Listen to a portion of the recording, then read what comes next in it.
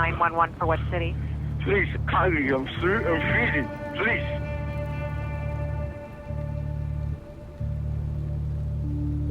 My car was stuck. They just picked me up and just dropped me off somewhere. Who dropped you off? The police dropped me off here.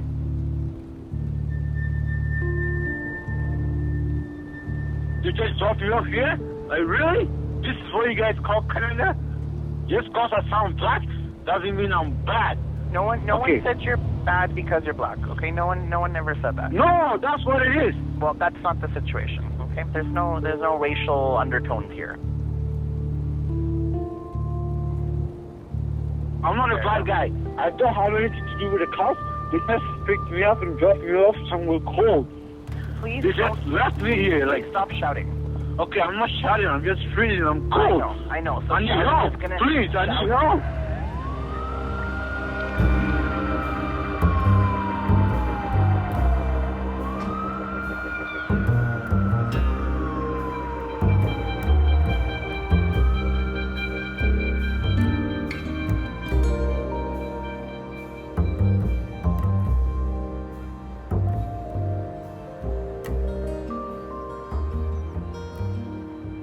We live in a world where in too many places, police services, police forces have lost the trust of the communities that they serve. We've seen that in other places in Canada, we've seen it in other places in the Western world. It's not something we want to see here, nor is it something we will see here. The Calgary Police Service is quite possibly one of the best, if not the best, police services in this country, which makes it one of the very best in the world. Taking that oath of allegiance, becoming a police officer provides you with an enormous amount of authority. Probably the most intimate form of government the public will ever deal with is the police. The fact that they could suspend your Charter of Rights and Freedoms, they could use force against you, they can do things to you that could forever upend your life, your family's life, comes with a high, specific need to be accountable.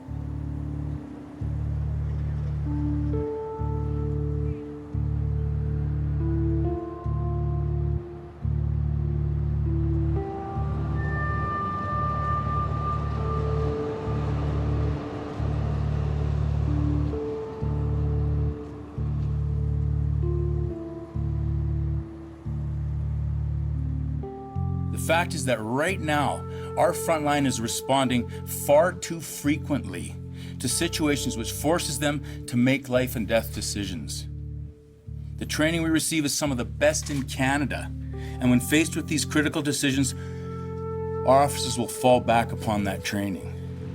They react exactly as all police training dictates when lives are in danger. This year alone, at least 9 former and current officers are facing criminal charges. Among them, assault with a weapon, bribery of an officer, breach of trust, improperly storing a weapon, and these are only the ones we know about.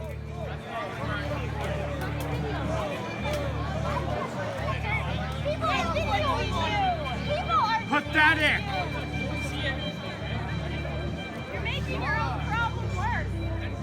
You have a culture of people who are used to being authoritarian, they're used to being right at all times, they're used to sort of living the traditional values. I'm the boss, you're not, therefore it's okay for me to yell at you and treat you like that. That is inherent in our decades of culture, those kind of norms and roles and behaviors.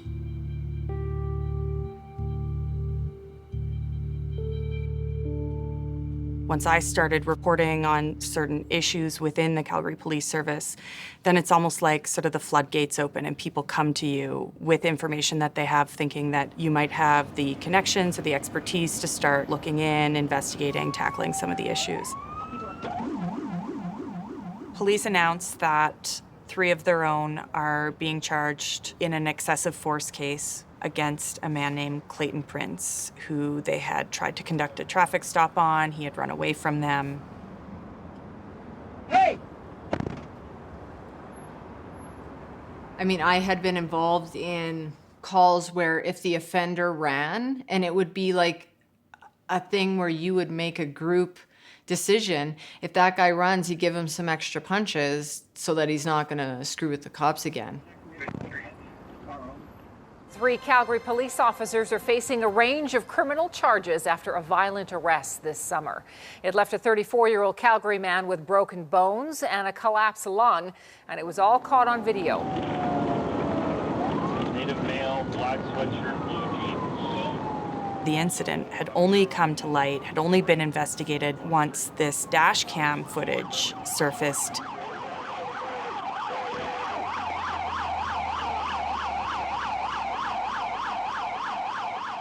You can see Clayton Prince run sort of across a front lawn and get down on his stomach with his hands behind his head.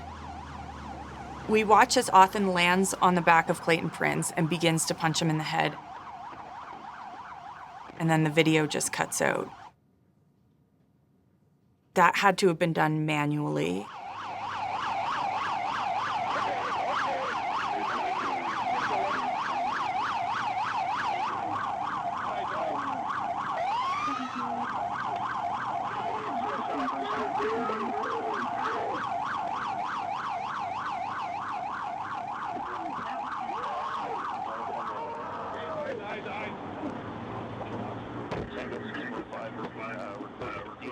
He had broken some ribs, he had had a collapsed lung, he had had a key shoved into his neck.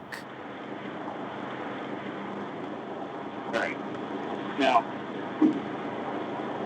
what you saw here did not happen. That's salty. Yeah, I know. Guys decide to dismiss street justice.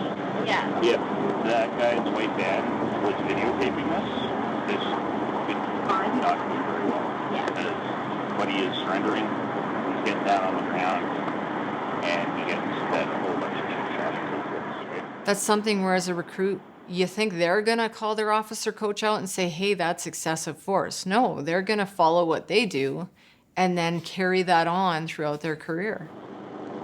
We got her back at. The officers are charged with assault, but it's the public mischief charge that is most disturbing to Alberta's police watchdog. The fact that they lied to suggest that a person committed an offense that they did not commit and potentially subject that person to the criminal justice process and potentially imprisonment is extremely serious. So the 3 officers charged, in the end, the judge said in her decision she didn't necessarily believe their testimony, but she was left in reasonable doubt. And so 2 of them were acquitted. James Othen was found guilty. He's appealing his convictions.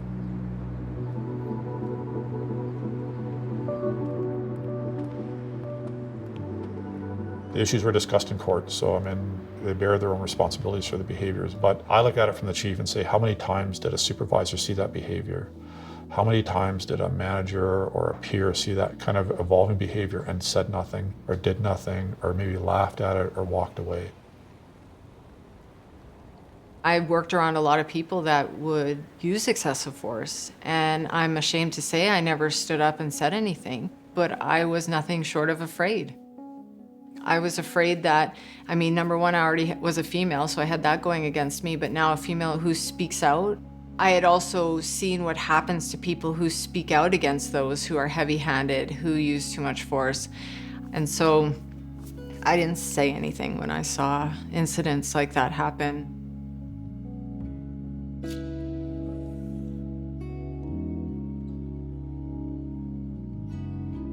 It's common, and I think it still is common, because who are you going to believe? Someone in uniform who's trusted and instilled with this level of respect and trust to serve the public, or are you going to trust a low-life criminal that they're saying, oh yeah, I was beat up?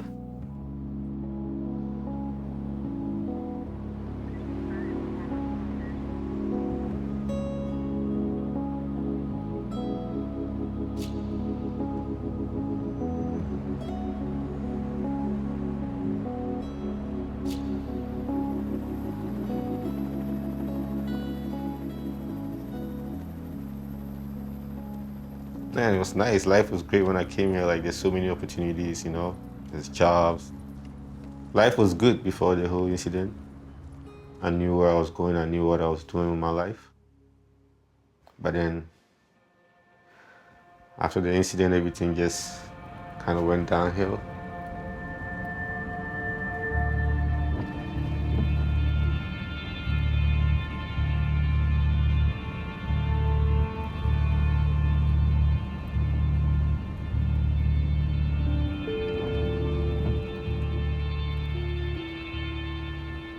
This Calgary police van pulled behind the car. They came out, told us to push the car. So I told him, hey, look, we tried to push the car. If you can't help us in any way, just leave us alone.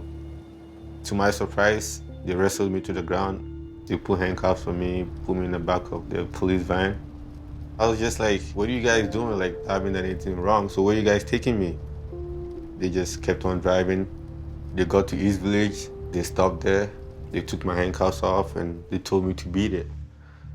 So they just got in the van and just drove off.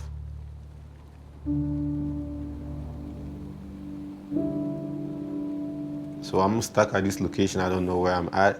I'm from Africa. Where I'm from, you don't see none of this minus 25, minus 30. We don't see none of that. I was just wearing like a tracksuit. I didn't have gloves or no toque or anything. There's no buildings I can go stay warm. I'm scared. Like, I was panicking. I was feared for my life.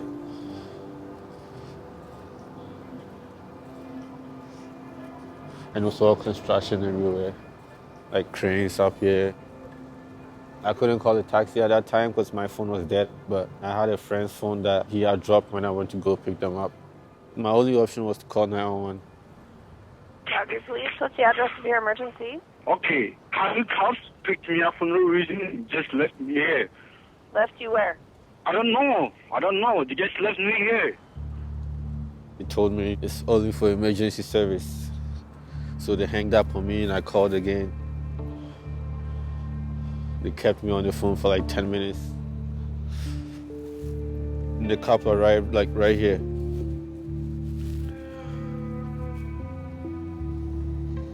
You text him out with this mail. Looks like he's yelling at one of our call takers, so we can disconnect with him.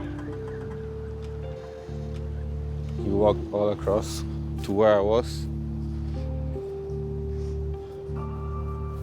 Told me to stop fucking calling 911, asking for help and stuff, making complaints. They took my ID, everything. Oh, fuck. He just came on me like in an aggressive way, you know? He pushed me, I got up, trying to run away from him. He tasered me so quick. He put handcuffs on me, and I just remember this guy just beating me up, punching me in the face, knees to the back.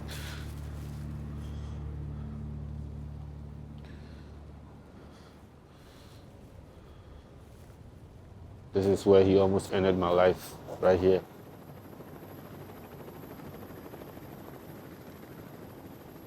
It's not over there, and it's not over there. It's like right here.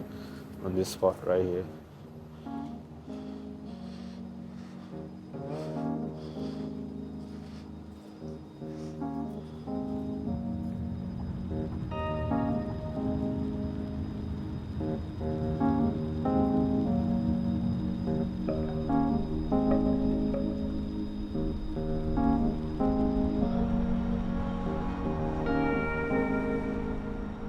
I'm here to provide a brief statement and answer whatever questions I can.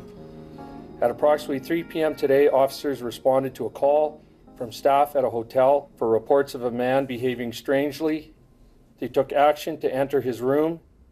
The situation escalated, and as a result of his actions, a service firearm was discharged.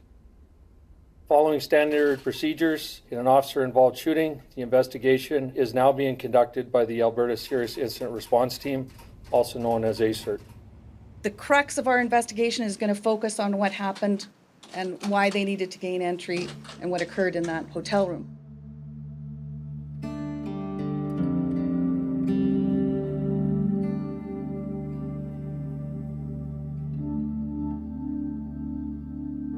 Something I'll never forget is the door being knocked on with just immense pressure, almost shaking the house. And then open the door and to find that there's 2 officers.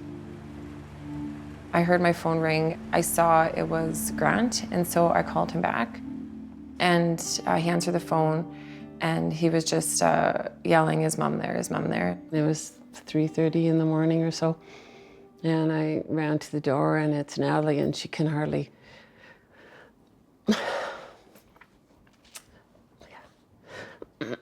she can hardly breathe. And she was yelling out that Anthony is dead, that they've killed Anthony.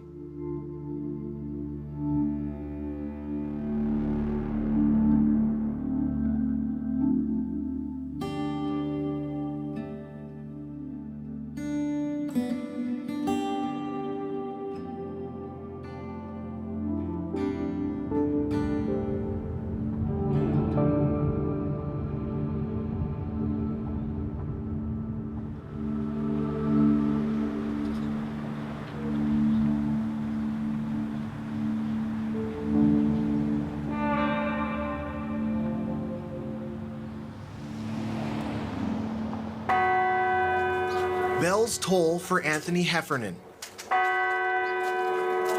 The 27-year-old was remembered at his funeral Wednesday in Prince Albert. He was shot and killed by Calgary police last week. He was taken down with 3 shots to the head and 1 to the chest. And we want to know why.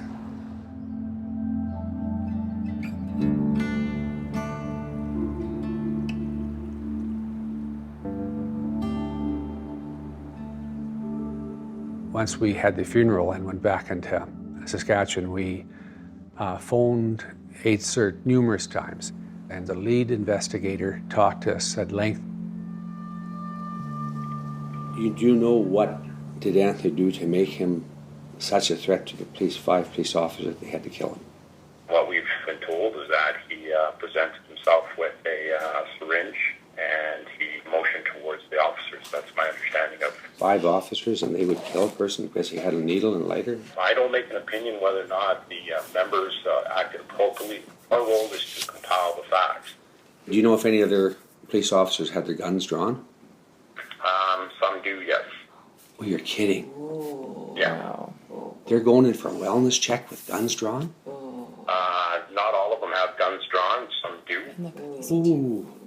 Were they surrounding him, or what were they doing? Well, and again, Pat, that will be what are they trained to do? God, and I really hope this doesn't happen to someone else. And how this is handled. I mean, holy Lord.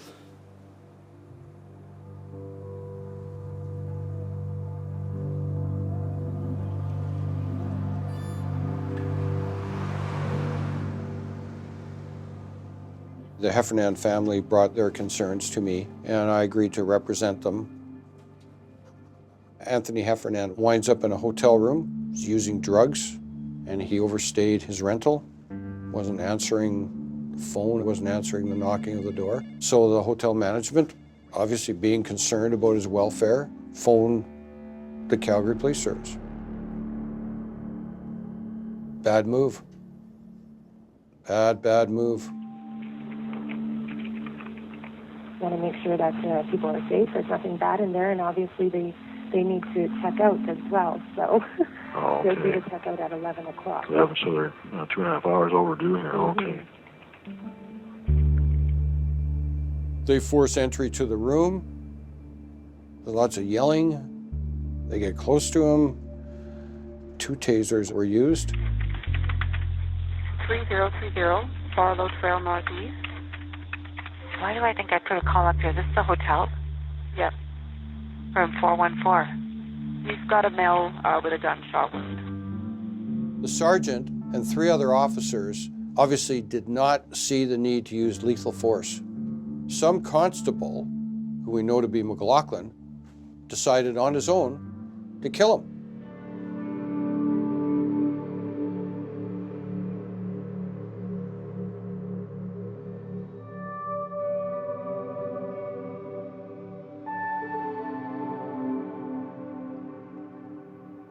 Once we found out what AIDSERT is, and like it's cops kind of investigating cops, and we're like, who has our back kind of thing.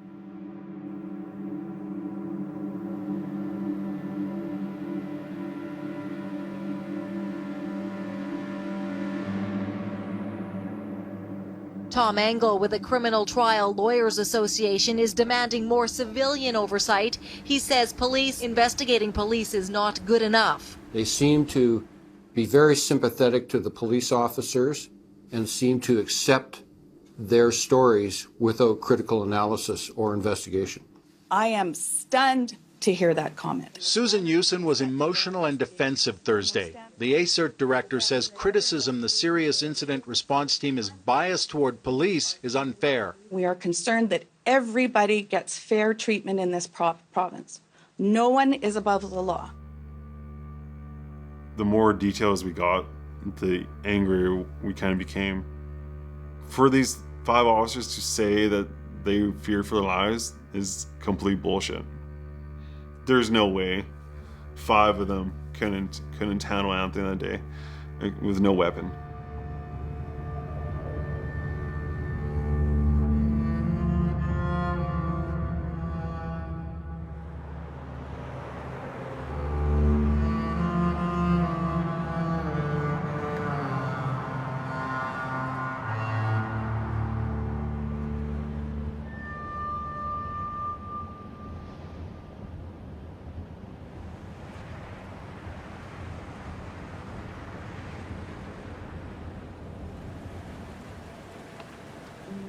They put me in the police van, read me my rights, and said I was being charged for assaulting a police officer. At that time, I didn't really have much to say to them. Like, I was just so weak and like so broken down, you know, like just in so much pain. They finally took me out. I got on the train. I'm all bruised up, you know, lips busted up. I'm bleeding, and people are just looking at me like, what happened to you, you know? I called my friend. As soon as he walked in, he's like, holy shit, what happened to you, man? We went to the hospital, and when we got there, I was in so much pain, I could barely stand.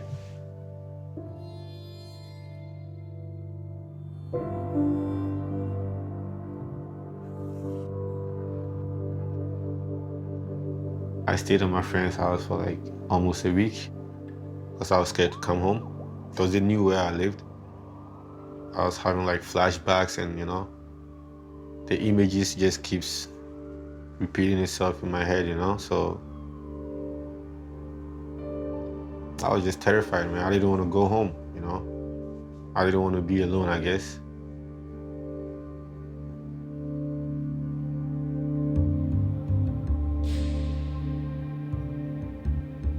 I was like, man, I gotta do something about this, you know? I can't just let them get away with this.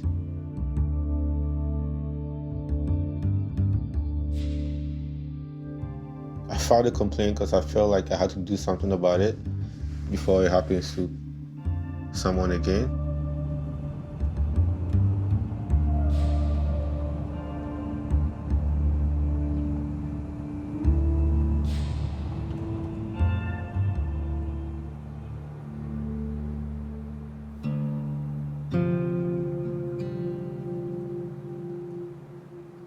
Growing up on acreage was so much fun.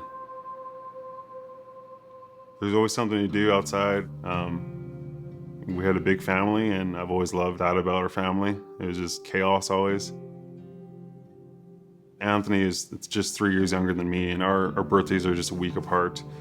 We shared our birthdays every year together, and he ended up being my best friend up until his death 4 years ago now. Anthony was always laughing, extremely caring and very generous. He was an electrician.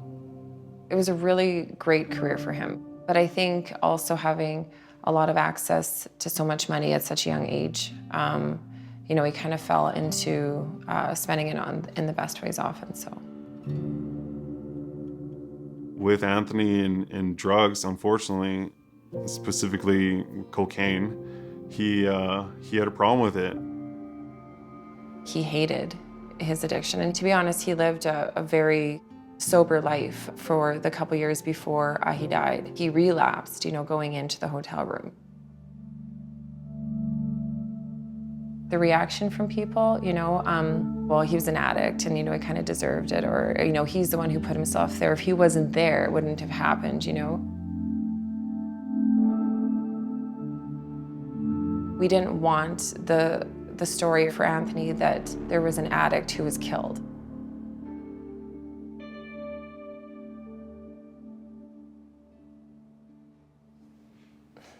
I mean, he was our brother and he died in a way that he shouldn't have died.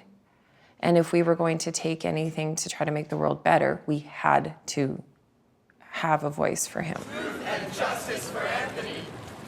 Truth and justice for Anthony. Truth and justice for Anthony.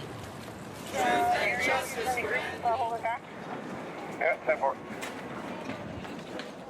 It was very scary for a while.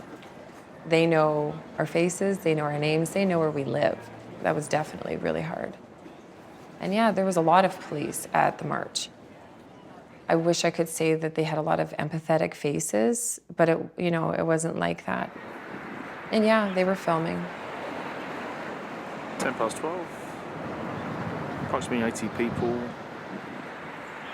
We do not have a just society if police can come to a wellness check, kick in a door, taser, and shoot an unarmed man 4 times, once in the chest, and 3 times in the head.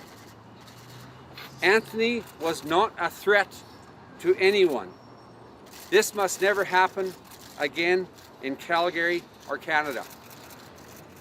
We thought that by us being vocal, we would possibly stop an officer from pulling the trigger again. If anything can come good out of this with Anthony's death and this huge hole in our hearts, is that another family won't have to experience what we went through. And it didn't.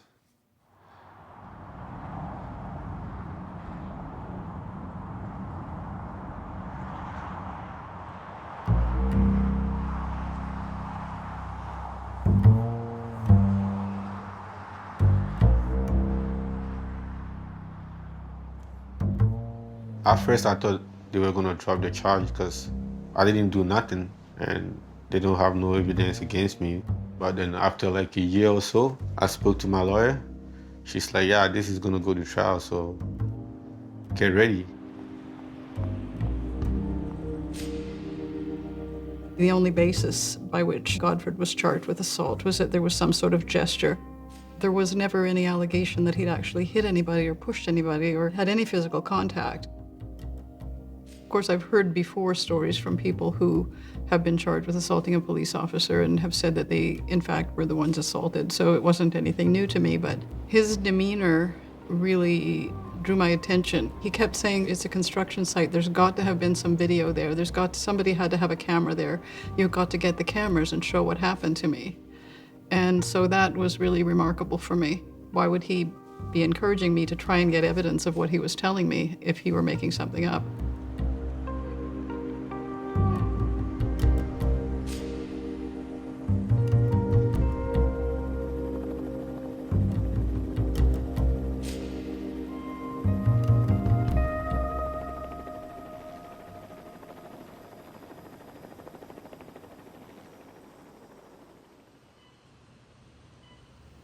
So we're back in courtroom 1008. This is the very courtroom where Godfred was prosecuted.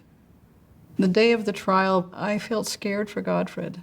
3 uniformed police officers standing up under oath and telling their version of events, and Godfred standing on his own. I didn't feel confident, and I felt scared for him. The trial commenced with Constable Denockley. He conceded that he had thrown Godfred to the ground. That event ended with Denockley putting Godfred into a police vehicle and then, for no logical reason, drove away from that scene and just left him off on a street corner wearing a little sweat jacket and a pair of sweatpants. This was -28 in frigid Calgary weather, and he just left him there with no regard at all for his safety.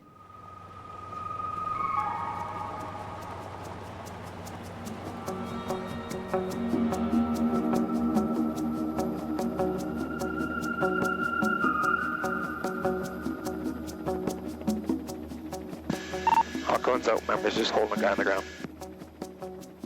Looking at the video, I see Godfred handcuffed. The police officers are dragging him along, and he kind of falls, or maybe he is trying to stand up, but ultimately he falls to his back. And then we see the police officer punching him in the head. It looks like he's kneeling on one knee and striking him with his other knee repeatedly around the head and chest and upper body area. And there is no possibility that Godfred is in any way resisting or attacking. He's on the ground, on his back, with his hands cuffed, pulled up above his head, and there is no escape. There is no escape for that kid.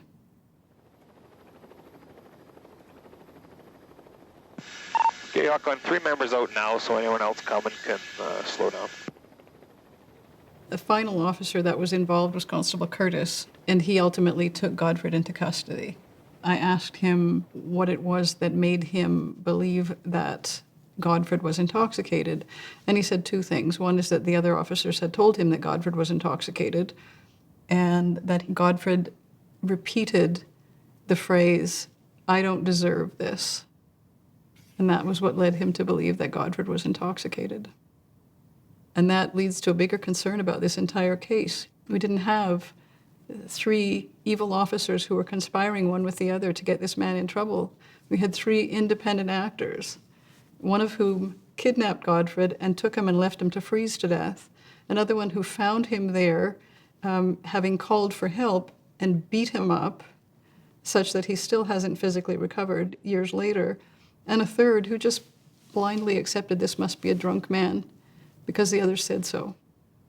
That, in my view, is a critical difficulty with the police service, is that that could possibly happen. It's very frightening.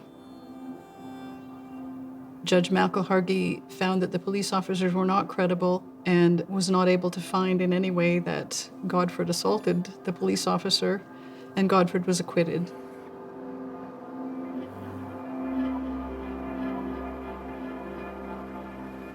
Beat 150. Sorry, beat 158. We're out. Like, with all this evidence, with all these videos and everything, they still went on with the trial, and they actually tried to lock me up for doing nothing.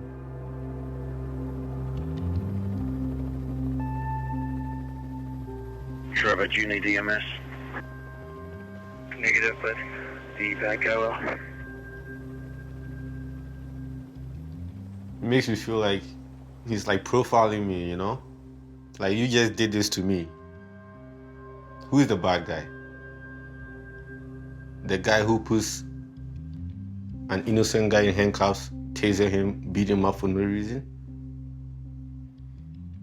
Or the guy that needed help and got tortured? Who's the bad guy? All units, all channels. The code 201 district involving Unit 1146 has been resolved. Had we not had a video recording, we would have had Godfred standing up in court and saying, the police officers are lying. And I can't imagine any judge going out on a limb and saying, you're right, the 3 of them are lying. It's you that's telling the truth. That would have been a very hard sell for Godfred.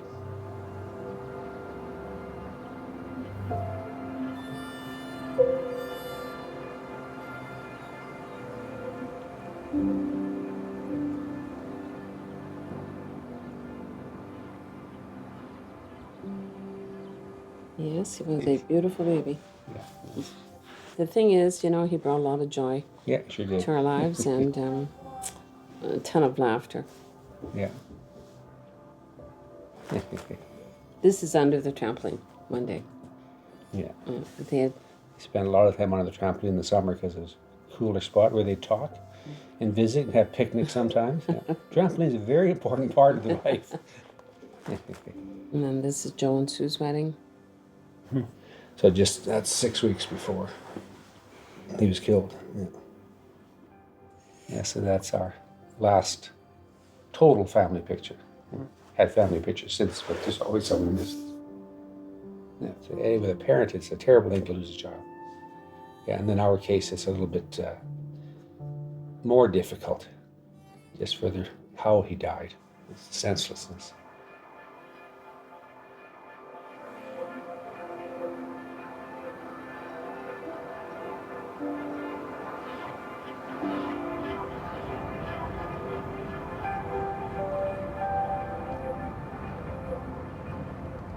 Just before 5 p.m., police tactical teams descended onto this residential neighborhood, an active shooter in one of the homes. Heavily armed officers on the ground moved in to take on the shooter. Police shot and killed the suspect.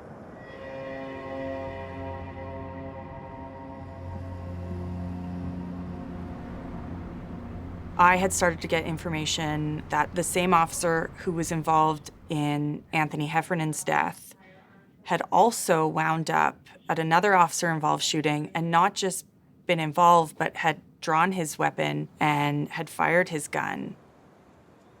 David McQueen was in a wheelchair and had recently lost his in-home care because it could no longer afford it. He struggled for compensation from the government and became increasingly angry and desperate. It all came to a head in an armed standoff. He was shot and killed by police after he reportedly fired several shots into the street, hitting a city bus. I don't think he wanted to die. I think he just wanted to be heard more, and this was the only way he knew to get people's attention. I called Grant Heffernan, and I remember saying, I think I'm going to tell you some information you don't know, and I think it's going to be upsetting to you. Are you okay to hear this from me? She told me that the same officer that killed Anthony was back to work and was also involved in another shooting that killed McQueen. And that was the craziest. I just couldn't believe it. You know what I mean? Like, is that just the mentality of the Calgary Police? Like, they don't care at all. Like, put him back to work. He's fine. That Mr. Anthony Heffernan deserved it.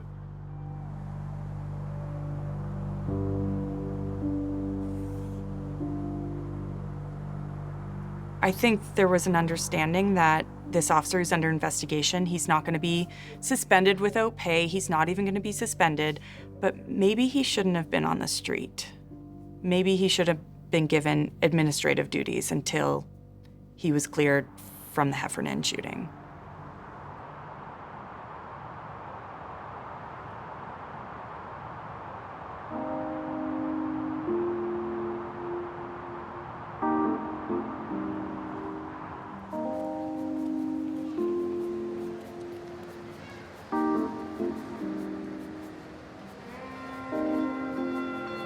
Godfred's therapy, his legal fees, there is no compensation.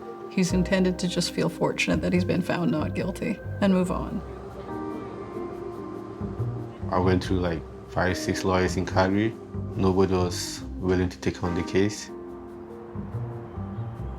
My defense lawyer, she referred me to a lawyer in Edmonton, Tom Engel. It was a travesty that he was ever arrested, ever charged. Once the charge is laid, it goes to the Calgary Crown, and they have to thoroughly review all of the evidence. Now they have to decide whether they have a reasonable likelihood of conviction, and if they do, whether it's in the public interest to prosecute Godfred. Looking at this whole scenario, is it in the public interest to prosecute this man? The answer to me would be clearly no. There's a failure there. These checks and balances, none of them worked.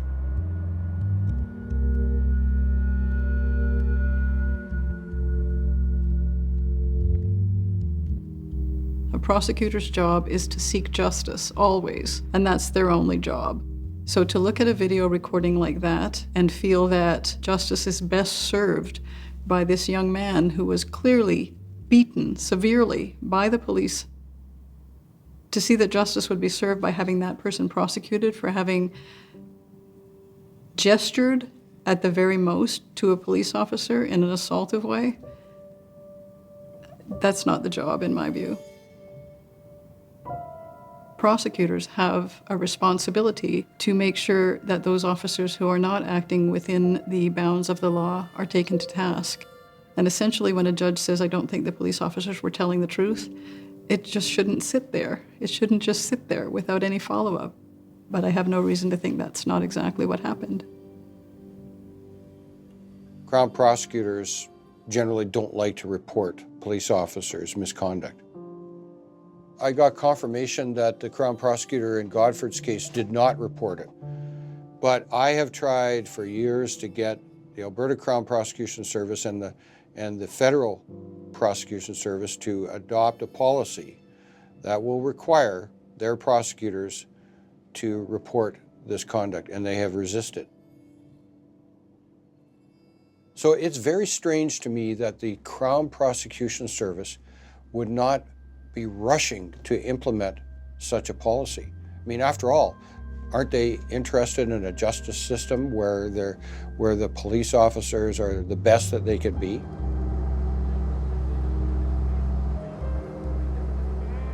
I was living with my girlfriend, but I couldn't work due to my back injuries and stuff. And bills is piling up and piling up and piling up, and she's paying the bills and I'm just sitting at home. After me and my girl broke up, I was homeless. I had to put my stuff in the storage. 6 months, sleeping on my friend's couch in the basement. I went through all that back pain and the stress. The stress makes the pain even worse, you know? When I first met Godfred, he hadn't a permanent home and was very lonely, very disenfranchised. It was evidence that he had severe PTSD. He was highly symptomatic and just not able to mobilize at all. And he was also in a lot of physical pain. His back was very sore. He was still recovering from his injuries. He was in a bad place. His trauma was profound. He was having nightmares. He was having flashbacks. He was really afraid of the police. As time goes on, it tends to get better, but his trauma is very severe. Them kidnapping me and dropping me off somewhere in the cold, it's not the first time they've done that. Like, they've done it so many times to the Aboriginal people. They have a name for that. It's called the Starlight Tour. This has been going on for years. History is fraught with those situations where some very bad things have happened to people because the police have thrown them out of vehicles or left them to freeze at night or left them abandoned on deserted roads or something. I mean, that's not our role, it's not our job. It's highly offensive to our oath of allegiance, it's highly offensive to our role. It is the antithesis of professional policing. I think any Calgarian would be very disturbed about this kind of misconduct and the fact that these officers are still working. As far as I know, they're still out in the field. Let's remember that Godfred is black. Let's not lose sight of that. I think that there's a racial issue here. I think that there's a bully factor here. But I can guarantee you, if my son was in that BMW X5, it would have been a completely different outcome. And that really bugs me. Or for white girls, they would have been taking them out for coffee.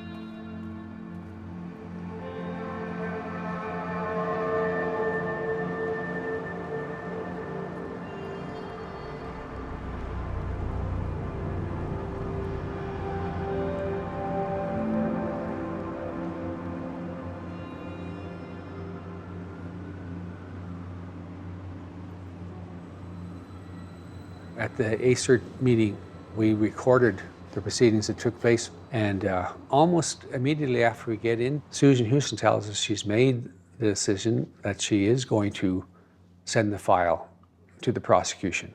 And that's when we were informed there was actually 6 times that they had shot, and that they didn't see the justification for him for shooting Anthony. What I will say to the Crown is I believe there are reasonable grounds to believe an offense has been committed. And I think you need to look at second-degree murder, manslaughter, and criminal negligence. And I've said to her that before she makes any decisions, there's certain things she should do, like she has to go to that hotel room. And what's her name? Carrie Ann Downey. Okay. She's got the courage of her conviction, so she can make that call. That's great. Which is what I want. I want a prosecutor, because we get a lot of no likelihood of conviction. I want somebody who's not going to go, no judges convict, so I'm not going to do this. Mm-hmm. After our meeting with Susan Houston, we were very hopeful with it, even though she said that, again, it would have to go, to the prosecution, but we were naturally very hopeful.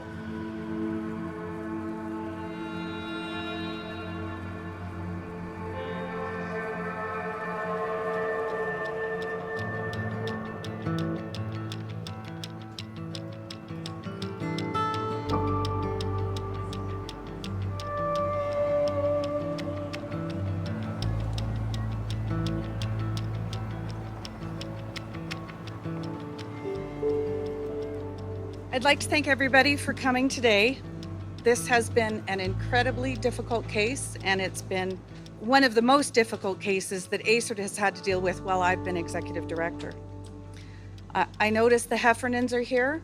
Anthony Heffernan was 27 years old at the time that he was shot and killed. The conclusion was that based on my review of all of the evidence, that there was evidence capable of constituting reasonable grounds to believe an offense or offenses had been committed under the criminal code. As is required under the Police Act, ASERT must forward their investigation to the Crown in those circumstances, and we did so. ASERT had recommended charges to the Crown's office, and so I think people were expecting that this might be one of those rare cases where charges were going to be laid against the officer. Carrie Ann Downey was the prosecutor to look at the file, and we don't know if she was taken off it or what took place, but all of a sudden, the Deputy Minister of Justice was there, and he is the head prosecutor of all the prosecutors in Alberta. And we don't know why he was there. Our understanding is that it's never taken place before. Following a thorough review of the evidence, a close analysis of the relevant law, the application of the standard for commencing prosecutions, it's our determination that there will not be a prosecution in this case. Ultimately, there was simply not sufficient evidence that the officer's use of force was unjustified. And as such, in these circumstances, there's not a reasonable likelihood of conviction resulting from the use of force, and there will not be a prosecution. I want to say to the Heffernan family how sorry I am for your loss. So Panna went on to say that the officer had no other choices. In the circumstances that the officer found himself in, there were no reasonable alternatives to taking the steps that he did. And that naturally is completely wrong. He had lots of choices. It does not make sense. And you wonder, how would a prosecutor ever come out with a statement like that? I'm completely devastated. We really actually thought in the last 17 months that clear and just thinking would prevail. But it didn't. And so we were very disheartened, to say the least. Very saddened by the whole ordeal. I often wonder how they all sleep at night. Maybe just fine. We don't. You know, I often wonder, does McLaughlin have a full night's sleep? Does Eric Kilpannen? Maybe they do. Just another day in the life of the Calgary Police. Yeah. Another one dead and another one buried, and let's forget about it.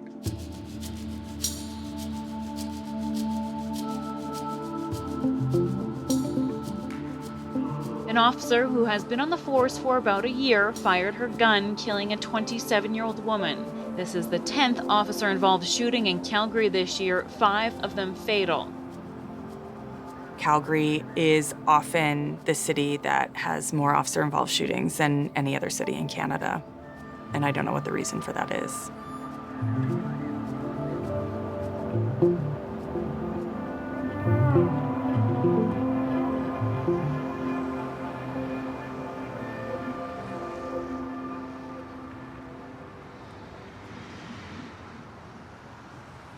In an ideal world, the prosecution and the police should be separate. But in the real world, the prosecution and the police work very, very close together.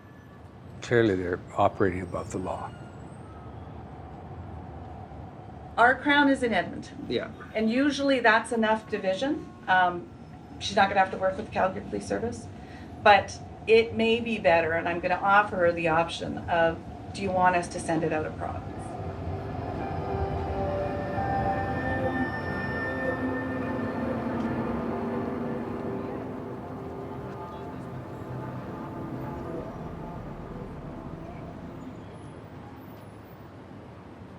Our feeling was, obviously, there was information in there that we had that they didn't want us to have or other people to have. I'm inclined to think I should talk to the Assistant Deputy Minister about it. Because in fairness to Carrie Ann, who's a very courageous prosecutor, like she's the cat's pajamas. But in fairness to her, I just want to make sure something isn't sitting in the back of her head about the fact that she's got to practice for the next 15 years with. But isn't that the whole problem? It is, but you know what? I mean, I can tell you, I prosecuted a prosecutor's son in this province. We put that aside. We do. Okay.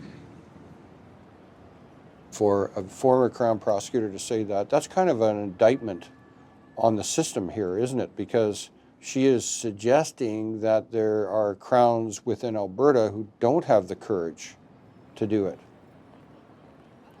Why should it be different for the police when looking at making the charges than it is for you and me?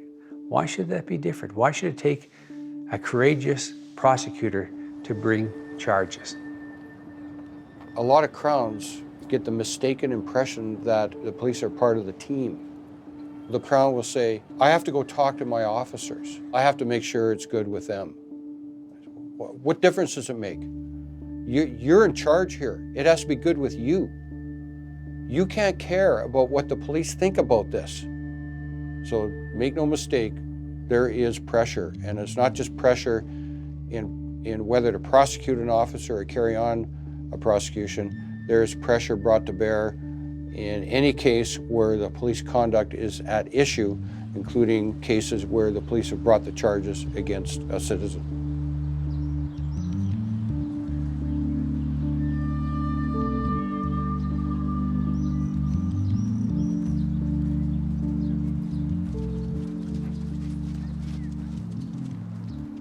I grew up in Ghana, helping my uncle like repair cars and stuff like that. So that kind of got my interest, and came to Canada. I wanted to be a heavy-duty mechanic as well.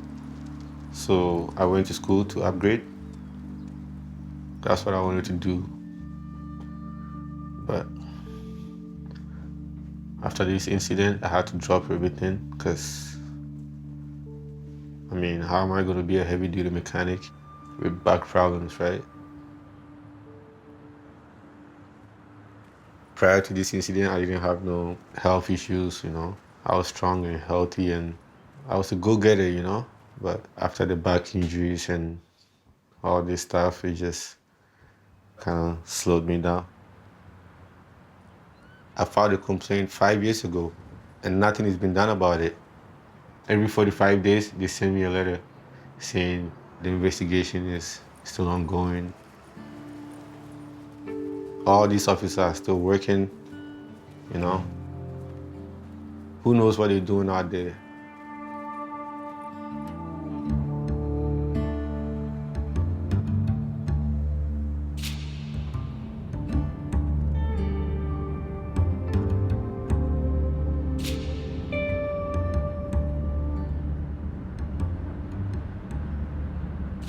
Good afternoon. On Monday, May 25th, 2015, police were called for reports that a man had broken into his ex-girlfriend's residence and stolen a number of items. The man was located nearby and placed under arrest. Officers pulled into the parking lot behind the CPS Court Services section and removed the man from the back of the marked police vehicle. At this time, an altercation took place between one of the officers and the man, resulting in the man being thrown to the ground while handcuffed. He received serious head injuries as a result. The incident was captured on multiple CCTV cameras.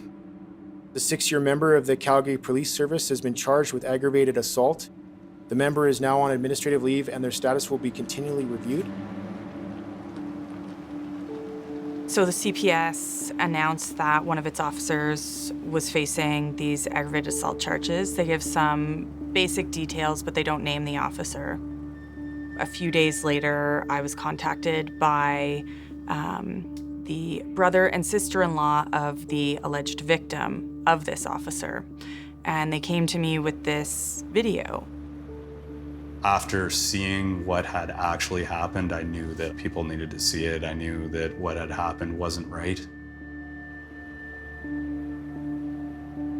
Growing up as a kid with my dad as a cop, they were my heroes. I would see another police officer and he would remind me of my dad. And there was a point where I did think about becoming a police officer. I couldn't believe that someone would be handled so aggressively when they were in handcuffs.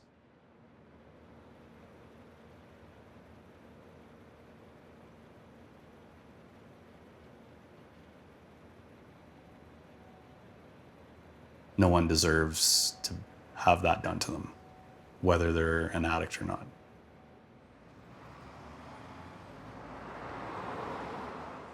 Daniel came to our office.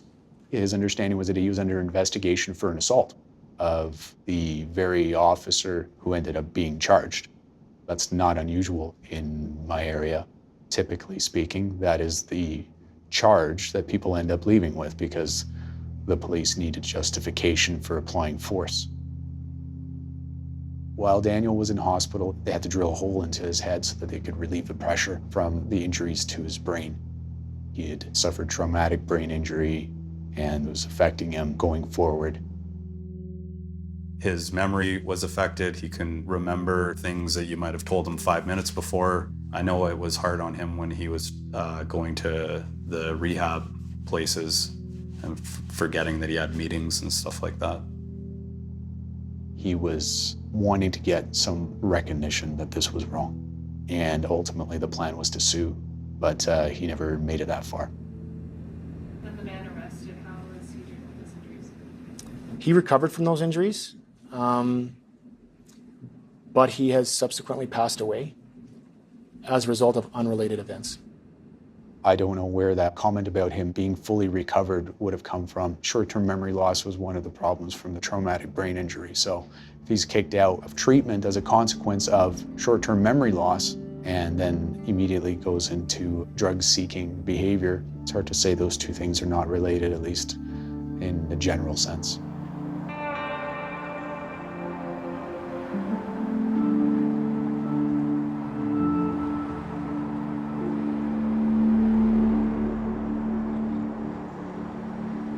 Why has the officer who's been charged not been named?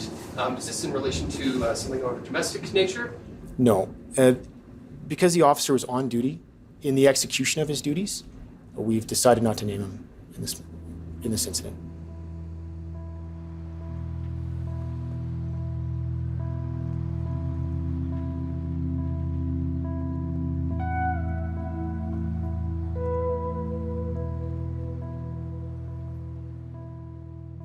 And it's just upsetting, you know? Like, this is the same guy that I filed a complaint against him.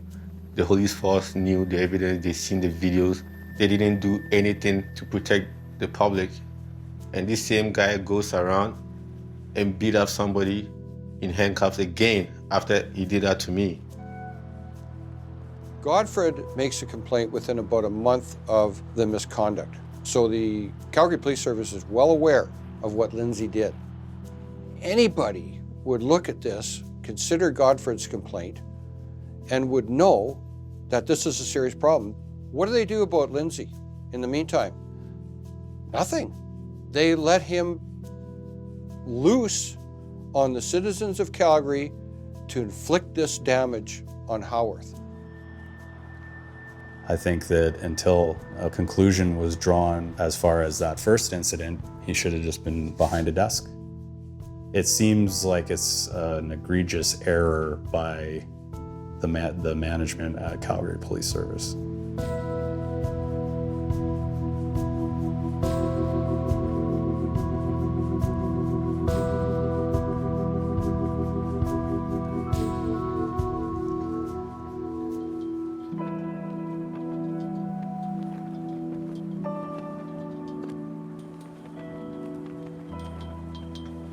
You were someone who was holding such an important public office when charged with a criminal offense.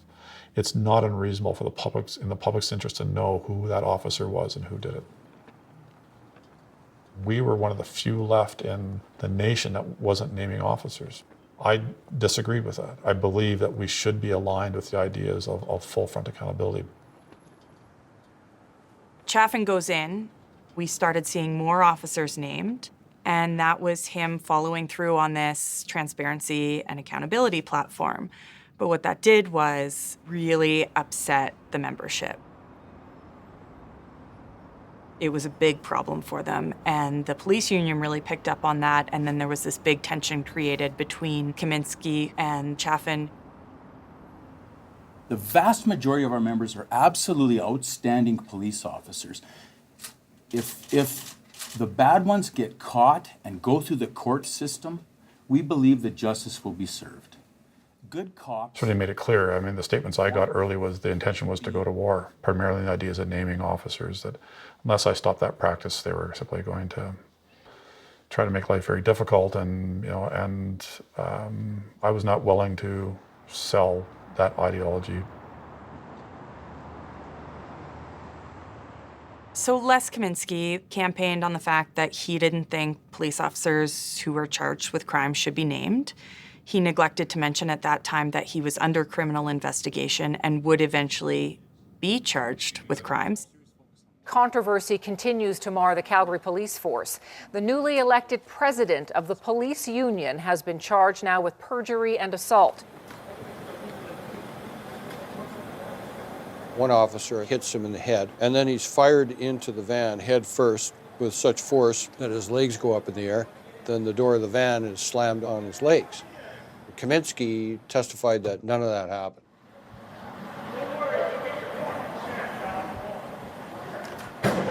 Then the Crown bailed out on prosecuting Kaminsky. I mean, that to me really illustrated that there is some deep-rooted problem in the Crown Prosecution Service. Calgary Police Sergeant Les Kaminsky left court Monday feeling a huge sense of relief. All criminal charges against him have now been dropped, including one count of perjury. I mean, this is a guy who knew he was under investigation and still put it out there that he didn't think police officers who were charged with crimes should be named. That seems like a bit of a conflict of interest. I think the associations still have to keep finding their way in leadership as well. When I talk about the numbers of officers being arrested, there is a voice for them to help prevent those things. As opposed to argue about naming, maybe spend some time working on the issues that lead to misconduct and arrest and see if they can raise their voice to stop that kind of behavior.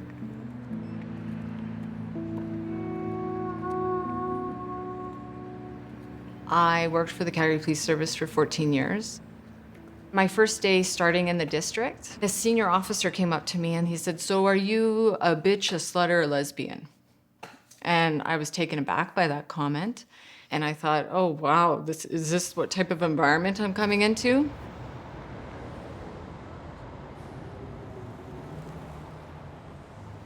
We would go out for drinks and wings. I was never a drinker, so I always ordered water. My sergeant pulled me aside and said, "Jen, if you want to fit in with the team, you better start drinking." I thought, okay, great. We would go out and our booze bill would be like a $700 bill. And people wouldn't think twice. Like, I would never drive, but they would be driving home after. That was tough to see because I thought we're here to enforce the law and we're breaking it. To me, the issue was, why are so many people being charged? Impaired drivings and domestic assault issues and just a myriad of frauds and different things. The story at the end of the day is that you have this body of people who are upholding law and who took that oath to objectively administer it, and the one group that should never do these things is us. Yet so many officers are getting themselves in a position where they're being charged criminally.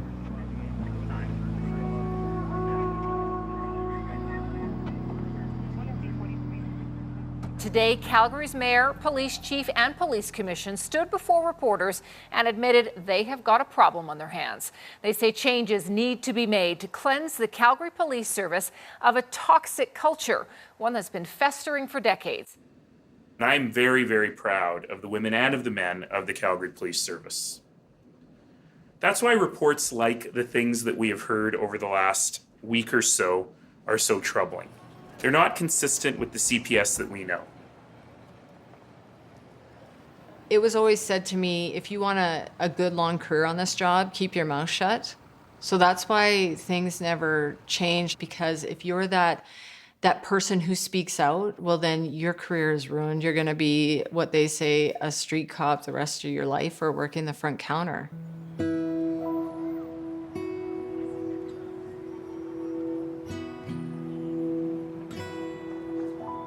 They started saying bad things about me, like, oh, you're a lone wolf, Jen, you're toxic to this unit. All because I was just trying to push a progressive idea that I felt was necessary for officers to have a better work-life balance. And I was beat down at every level for doing it. I could no longer work for the CPS without facing retaliation or retribution from certain people because of what I stood and fought for. I have been bullied, sexually harassed, degraded, and chastised. The stresses of all this have had a tremendous impact on not only me and my mental and physical health, but also my family. In particular, my husband, a sergeant with the Calgary Police, has been forced to hear the disgusting things people have said about his wife. In my case, I did not leave the Calgary Police Service. The Calgary Police Service left me. It was the hardest thing I've ever had to do in my life. It was a 14-year career that, yes, it had its ups and downs, but I grew to love the job. To read that out to them, and just the look on the executive's face, they just kind of stood there and stared. My kids understood it. And the day I resigned, I went to the school to pick them up. And sorry. The first thing I walk in and the principal gives me a big hug and says, "We're so proud of you." And I said, "Thank you." I didn't do anything. I just left my job, and they said, "It's what you stood up for." She's one of 13 people who filed formal complaints against CPS alleging bullying and harassment. The current and former employees include men and women, sworn officers, and civilian members. We looked away. We looked away for years.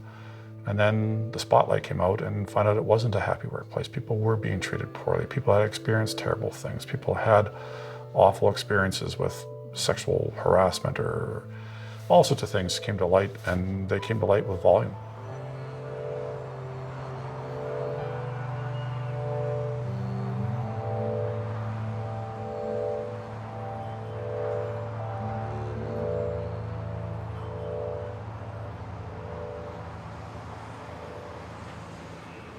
I was hired in what I thought was going to be a very strategic position related to HR reform and culture change, and unfortunately learned very quickly that that was not the way things were going to play out. They hired Sheila Ball. It sounded like it was going to be great. And she came in, and I talked to so many people outside the police, within the police, that said she's not going to last. The first meeting that I had with Chief Chaffin, the counsel that I received was, "Sheila, it is impossible for you to succeed in your role because what we've asked you to do is too great. The executive do not want you to succeed, and that they will be very happy that you don't succeed."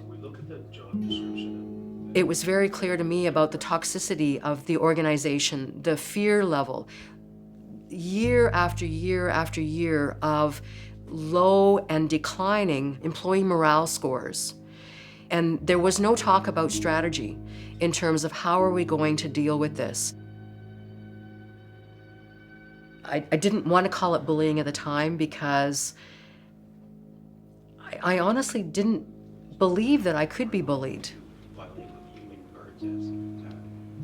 I've been in some really tough environments, working in the patch in Houston, working in a refinery between Houston and Galveston with all men in clan country. That's a challenging environment. And so I really understand now, because I don't think I've ever been bullied in my career. And all I could think of every day is, if I am feeling this bad, if I'm feeling embarrassed, or I'm feeling humiliated by some of the things that were happening to me, I can't even imagine, some of the things that had filtered up to me that were going on. I had some authority I thought, and some power given where I was placed within the organization, and it still happened to me. And I wasn't putting up with it. I was being excluded. So really, what was the point of me being there? Reforming HR is an issue that continues to come up at police commission meetings, and it did again Tuesday with the news the Chief Human Services Officer resigned after only months on the job. It was unfair to put that on her. She had a very important job to do, but you couldn't wear the moniker of culture reform by yourself. There's no way. That would be a monumental task for one person to do. Police Chief Roger Chaffin is calling it quits just 3 years into his 5-year contract. He's dealt with some major issues during his time, including harassment and bullying in the force and a spike in police shootings. He got so much done in the face of a lot of opposition from the old guard, from people who prefer to have an old school police service that operates in the corners and not in public openly and transparently. I did tell them when I started that I will not be very popular for doing the things I'm going to do, but they must get done. And I'm hopeful I've worn a lot of that the next chief or the next management doesn't have to redo it again. They don't have to go back and revisit some of these painful issues. The test will be, what does this look like in a year or two? Was it all for naught, or did we keep moving forward?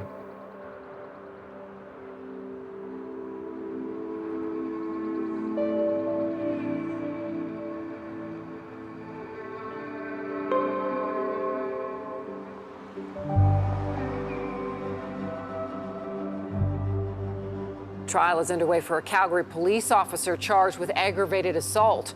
The Crown prosecutor says a 2015 arrest by Constable Trevor Lindsay left a man with a fractured skull and a brain bleed.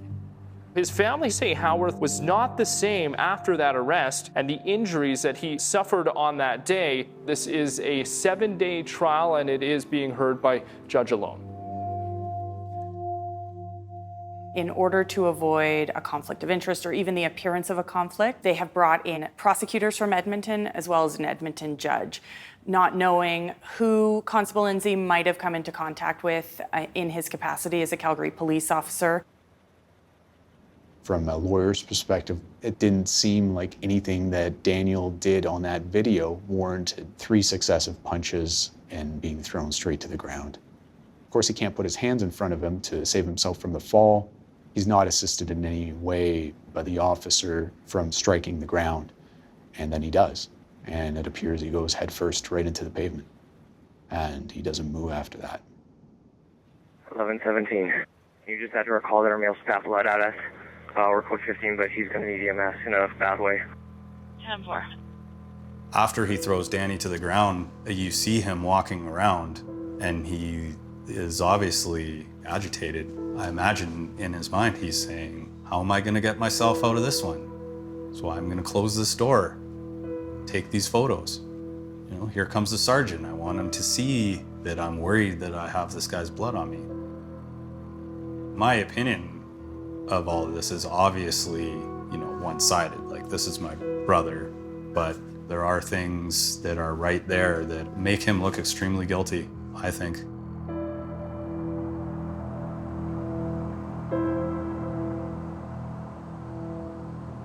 I was pretty angry, like the first time I walked inside the courtroom, watching this guy just lying, and he thinks he can get away with it. He's sitting there like he didn't do anything wrong. And I'm sitting there having flashbacks and PTSD. It was pretty hard to watch. You don't put people in handcuffs and beat them up and assault them. That's not right.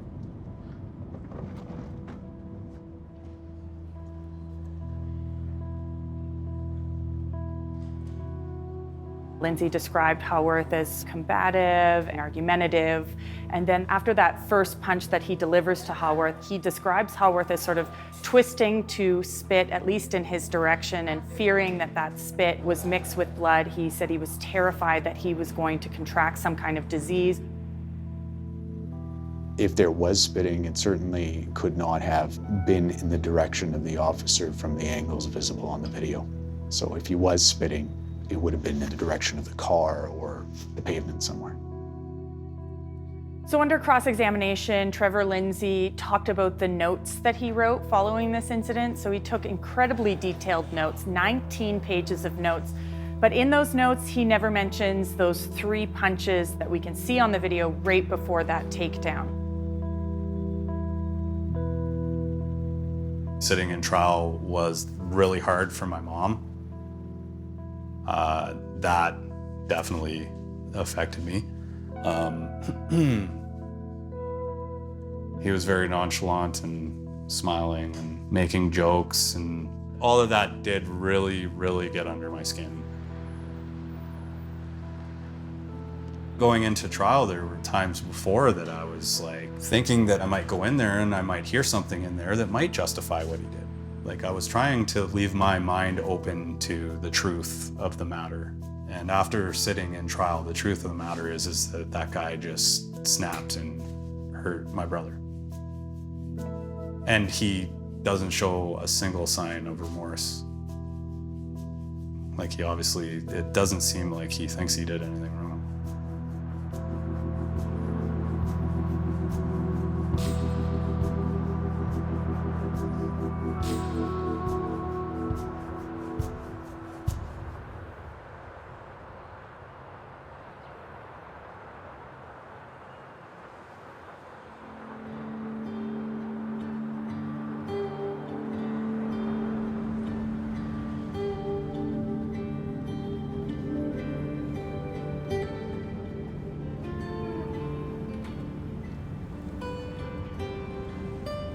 This is going to be Lindsay's 6th hearing, I believe. I don't know what's going to happen, but hopefully some good news. They sent my file to the main prosecutor's office and they decided not to lay no charges on Lindsay because they said it's not enough evidence. But there was enough evidence in Hayward's video, right? Like, from what you see in that video that you don't see in my video. We both in handcuffs getting assaulted, so the fact that they don't charge him in my case is just ridiculous, man. Racism at its finest, you know.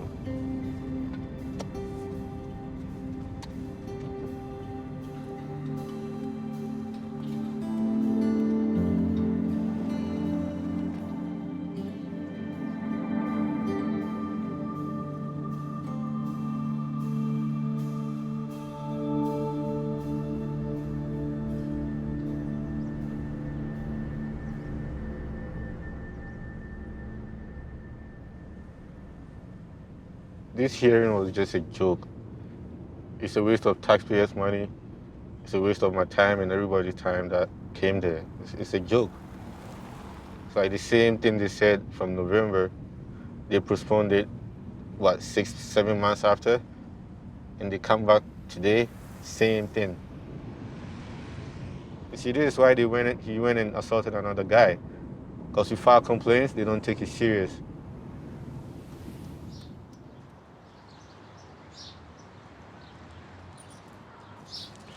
It's just frustrating, like not being able to work, financially not stable, family members calling you from back home, asking for, financial help, my moms and sisters and cousins and, and it hurts, to not be able to help them out. Like, it's very frustrating. Shiva, let's go. Come here. It's been more than 5 years and the investigation's not done. So they will prosecute at the drop of a hat somebody who is alleged to have committed an offense against a police officer. And they will carry that right on, just like they did in Godfred's case. Yet it should have been plain as day that there were police officers who should have been charged. Godfred's case clearly illustrates the double standard in that regard. Unfortunately, that's the way it is in a lot of cases.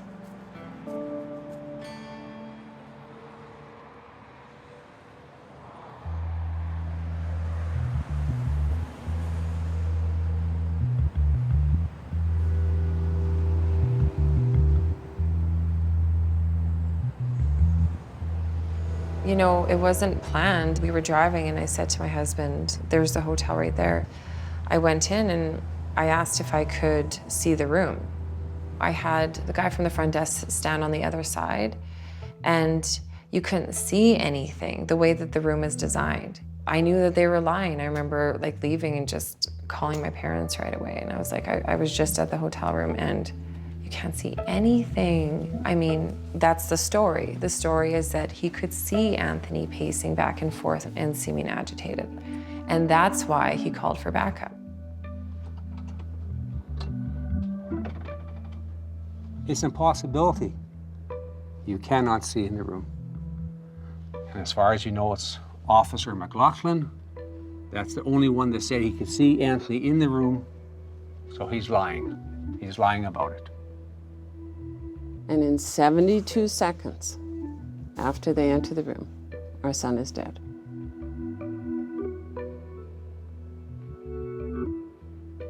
There's the...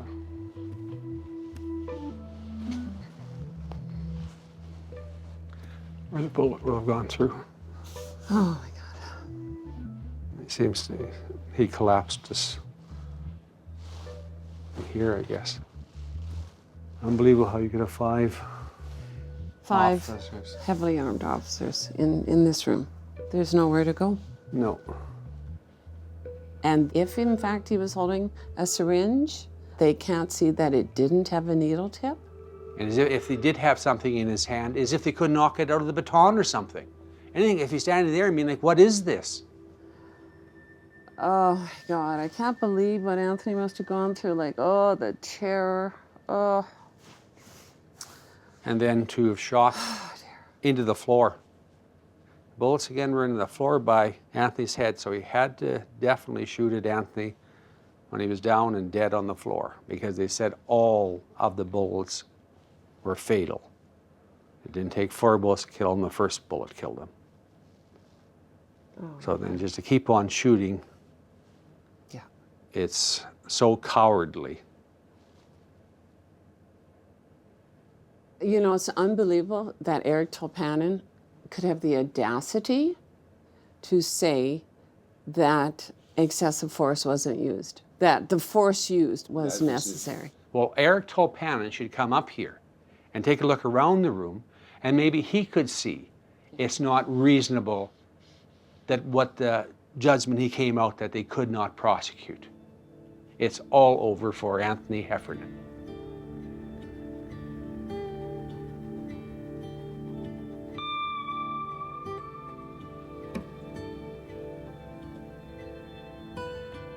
People have to be held responsible for their actions. Oh, There's no way Anthony should be dead. No, no.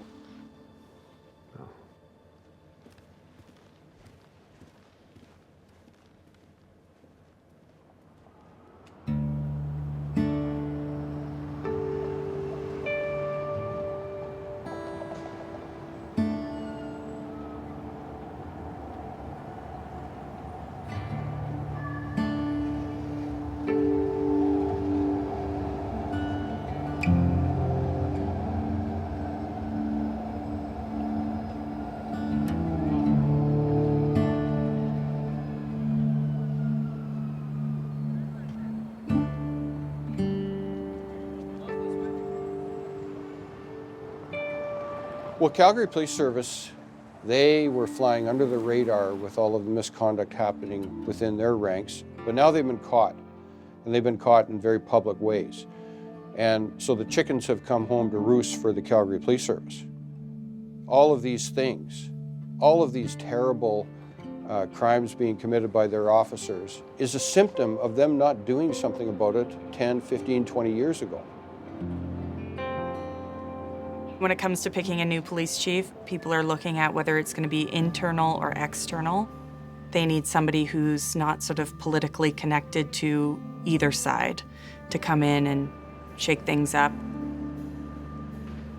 Mark Neufeld has been sworn in as Calgary's new police chief.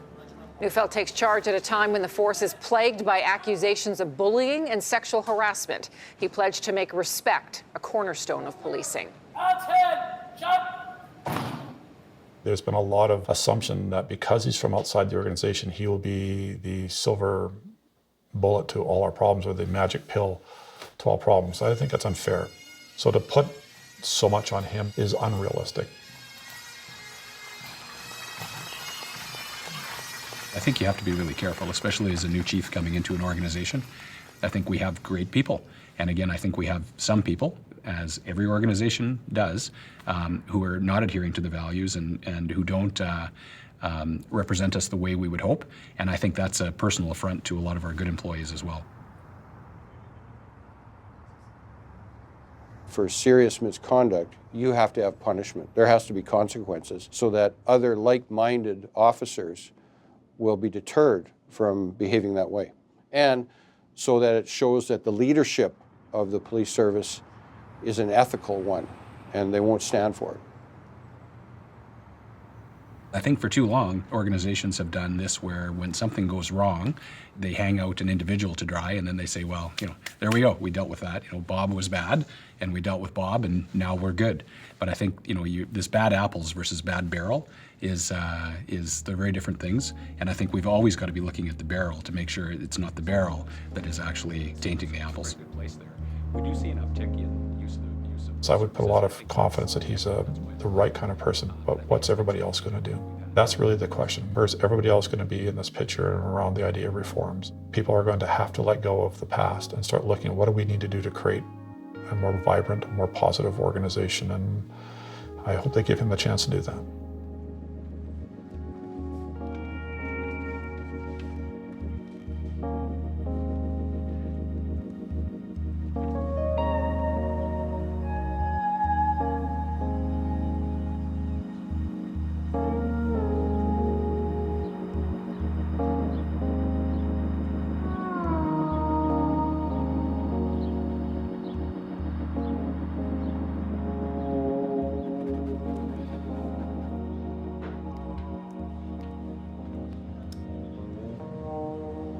Just because he's got a uniform and a badge and a gun don't mean he can go around beating people in handcuffs. Nah, it's not acceptable, man. So the judge read portions from his 30-page written decision, and essentially he found that Haworth, after he had been initially punched in the face, had the need to spit blood. He had it collected in his mouth, and in fact, he had spat blood towards the back of the police car, so nowhere near the officers. The judge also found that Lindsay could have controlled the situation by simply keeping Haworth pressed up against his police cruiser, that he had control of that handcuffed suspect. And it was only in the moments where he was hauling Haworth away from the police car that things sort of got out of control, and that's when the punching occurred. Essentially, the judge found that none of the use of force was justified, and so Constable Trevor Lindsay was found guilty of aggravated assault.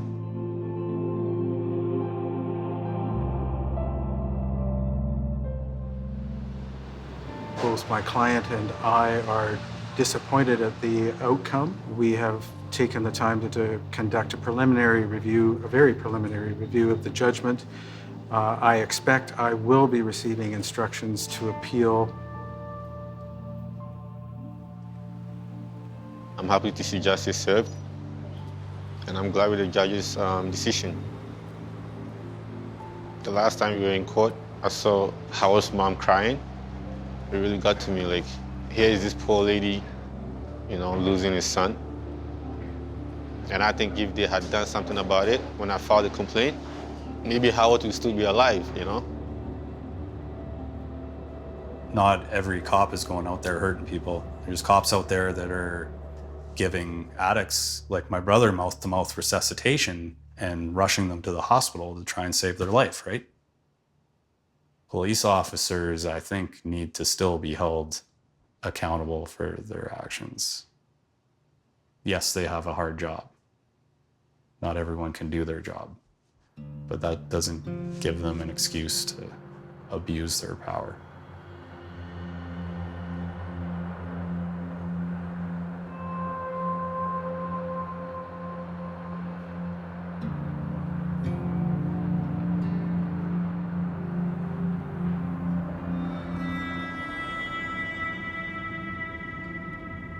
Hopefully one day all this will be over and can take a trip back and go see the family and, just relax, enjoy some good food and just enjoy my country, But yeah, hopefully one day soon I'll be going back. I still get like serious anxieties when I see cops. I get this anger, But then again, not all cops are bad cops, right? But in my eyes, they're all the same because in my situation, there was like how many cops involved and nobody did the right thing. So where's the good one? Like,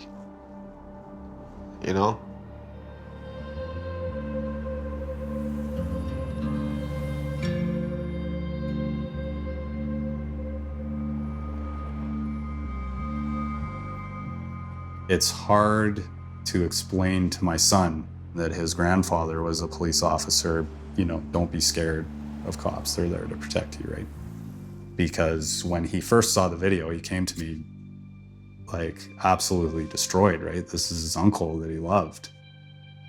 He was terrified that it was going to happen to him. He was asking me, well, what if I get arrested? Am I going to get beat up? Which is sad. And of course, I'm not going to say anything negative about the police to my son because I want him to be able to feel confident calling the police if he's in trouble, not scared to call them.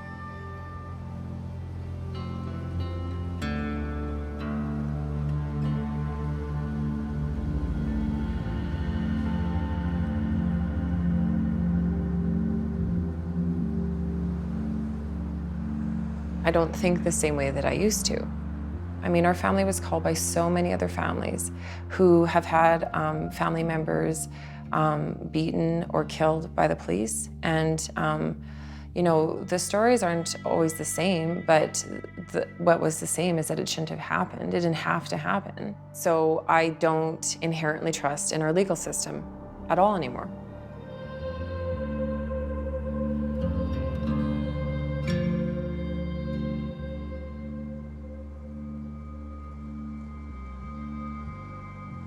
It was so traumatic. It was so traumatic for all of us. Oh my goodness. And it has affected, our kids as well. in all sorts of different ways. People often say, how are things going, whatever, and they hate to bring it up.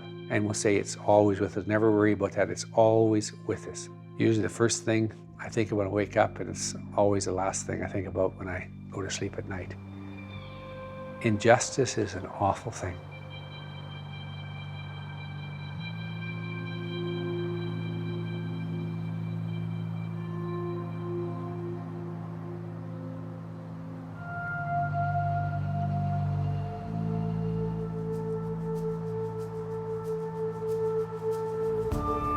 And we begin tonight with the bird's eye view of Calgary as marchers make their way to City Hall.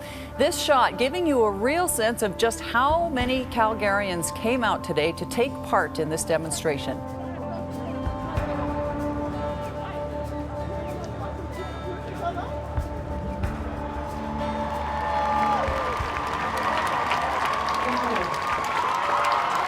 My name is Godfrey Adai. I was beat up by the police 6.5 years ago.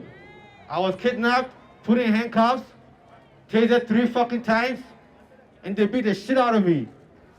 I'm here to fight for justice for black people, and I know Black Lives Matter. That's why we are here.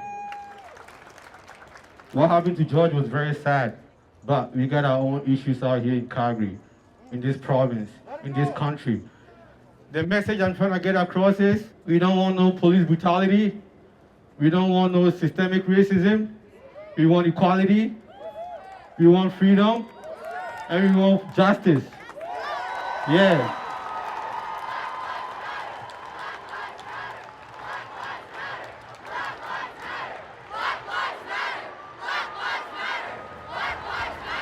Black Lives Matter! To see all these people come together, fighting against injustice, racism, police brutality, is beautiful, man. It's beautiful, and I'm so glad to be a part of it. Change is coming soon, people. Hold on, change is coming soon. Stay strong, stay together, and keep fighting.